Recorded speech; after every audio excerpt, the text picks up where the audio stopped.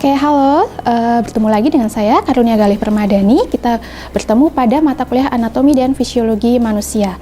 Pada pertemuan kali ini, kita akan membahas tentang fisiologi sistem gerak aktif pada manusia atau kita sebut dengan muscular system. Kalau kemarin kita sudah membahas tentang anatomi dari organ sistem gerak aktif atau otot, di sini kita akan membahas tentang bagaimana proses fisiologis dari ketiga otot yang kita punya.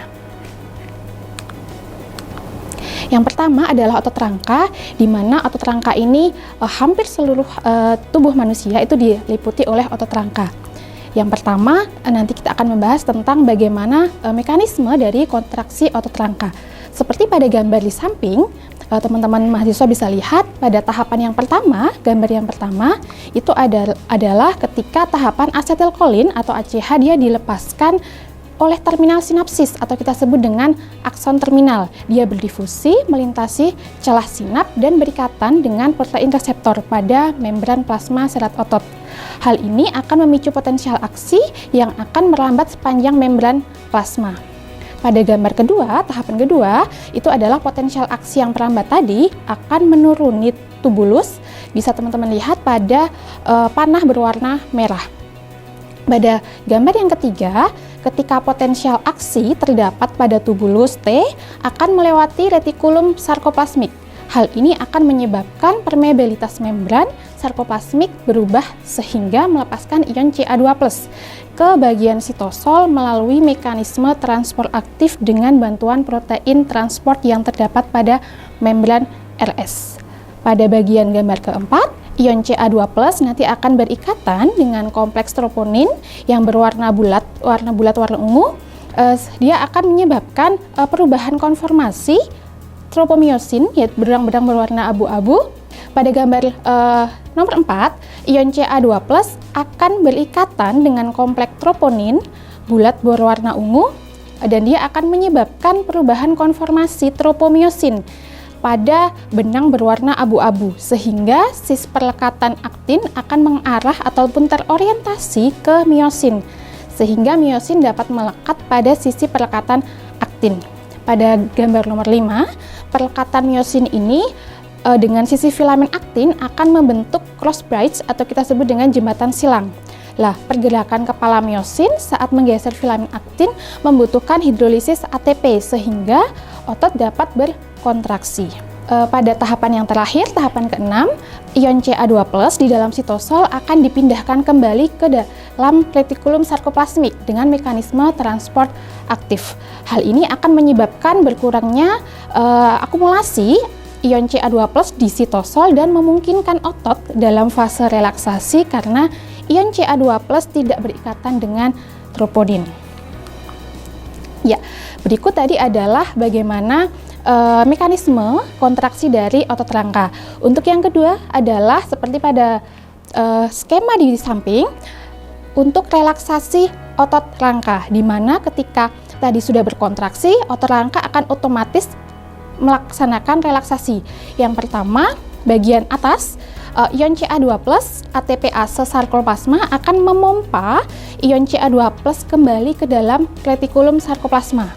Lah, adanya penurunan konsentrasi Ca2+ bebas dalam sitosol menyebabkan ion Ca2+ melepas ikatannya dengan troponin sehingga tropomiosin memulihkan situs pengikatannya. Jadi saat kepala miosin lepas, elemen elastik ini akan menarik filamen kembali ke posisi relaksasi. Baik, kita lanjutkan. Tadi kita sudah membahas tentang kontraksi otot rangka. Lah, seperti yang kita tahu bahwa kecepatan kontraksi otot itu berkaitan dengan dua jenis serabut otot.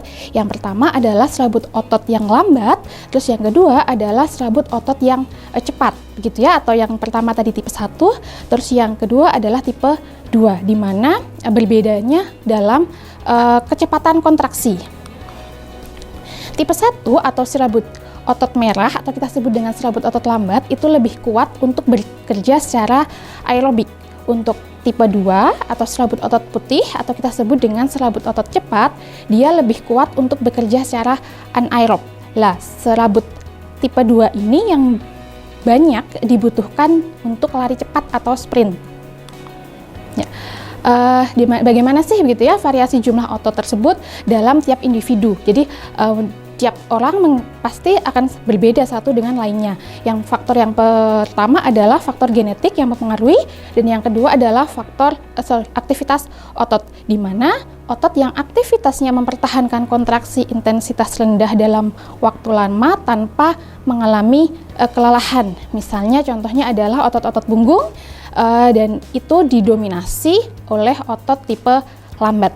Untuk yang kedua, otot-otot yang banyak melakukan gerakan yang kuat dan cepat, misalnya adalah otot lengan, di mana itu adalah dominan dari otot tipe cepat. Oke, setelah tadi kita sudah membahas tentang otot rangka, kita akan berpindah pada otot polos ya. Jadi nanti akan ada mekanisme kontraksi dan juga mekanisme relaksasi. Seperti teman-teman lihat di skema pada gambar di samping ini adalah mekanisme dari kontraksi otot polos. Yang pertama, pada bagian gambar atas itu aktin pada otot polos ini tidak memiliki troponin, berbeda dengan pada otot rangka ya. Jadi ion-ion Ca2+ dari cairan ekstraseluler dan ion Ca2+ dari retikulum sarkoplasma akan masuk ke sitosol. Nah, ion Ca+ ini dia akan berikatan dengan CAM atau kita sebut dengan kalmodulin, yang dimana kalmodulin ini dia berfungsi protein fungsional dalam sel. Hal ini membuat MLCK yang inaktif begitu menjadi aktif. Lah, fungsi MLCK ini adalah untuk meningkatkan laju hidrolisis ATP. Hal tersebut membuat miosin yang tadinya tidak aktif menjadi aktif ya, karena tadi dengan adanya ATP akan berubah menjadi ADP dan fosfat. Selanjutnya, miosin ini dia akan mampu berikatan dengan filamen aktin sehingga dia akan membentuk jembatan silang. Lah, dengan adanya jembatan silang ini akan membentuk otot tegak ataupun menjadikan ototnya berkontraksi. Oke, selanjutnya gambar di samping adalah skema dari relaksasi otot polos ya. Bisa teman-teman lihat di bagian atas begitu ya. Jadi ion-ion kalsium dari extracellular fluid dan sarkoplasmic reticulum dia akan dipompa keluar dari sitosol. Jadi ketika kalsium lepas dari CAM, maka aktivitas rantai ringan miosin kinase atau RRMK akan menurun. Lah, miosin ini akan melepas fosfat yang menurunkan aktivitas ATP. Aktivitas ATP ini akan berkurang sehingga menyebabkan ketegangan otot berkurang. Lah, sehingga terjadilah relaksasi pada otot polos. Untuk yang terakhir adalah kontraksi dari otot jantung, di mana untuk otot jantung ini sedikit spesial dan sedikit berbeda dengan otot rangka maupun otot polos. Seperti yang teman-teman lihat pada skema di samping, alur dari ataupun mekanisme dari kontraksi otot jantung yang pertama adalah sinyal listrik ini akan masuk ke dalam sel-sel saraf yang menyebabkan sel-sel saraf itu akan mengeluarkan neurotransmitter di celah sinap di antara sel saraf dengan sel otot. Lah, neurotransmitter ini dia akan memasuki sel otot dan berikatan langsung dengan protein reseptor yang ada di membran plasma sel otot atau kita sebut dengan sarkolema dan menimbulkan potensial aksi di sel otot. Potensial aksi ini terjadi menyebar ke seluruh bagian sel otot dan masuk ke sel melalui tubulus T. Lah, mekanisme aksi ini dia akan membuka gerbang bagi tempat penyimpanan kalsium atau kita sebut dengan sarkoplasmic reticulum, sehingga ion-ion Ca2+ dia akan bergerak ke sitoplasma sel otot atau sarkoplasma, tempat di mana aktin dan miosin berada.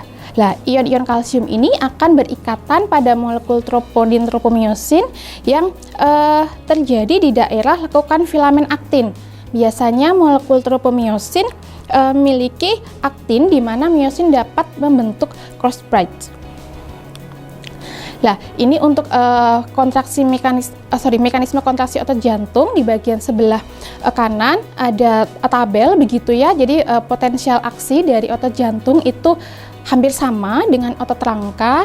Kalau pada otot jantung itu massa refraktor itu memanjang untuk mencegah terjadinya kontraksi tetanik. Demikian untuk penjelasan dari fisiologi sistem otot dari otot rangka, otot polos serta otot jantung. Terima kasih.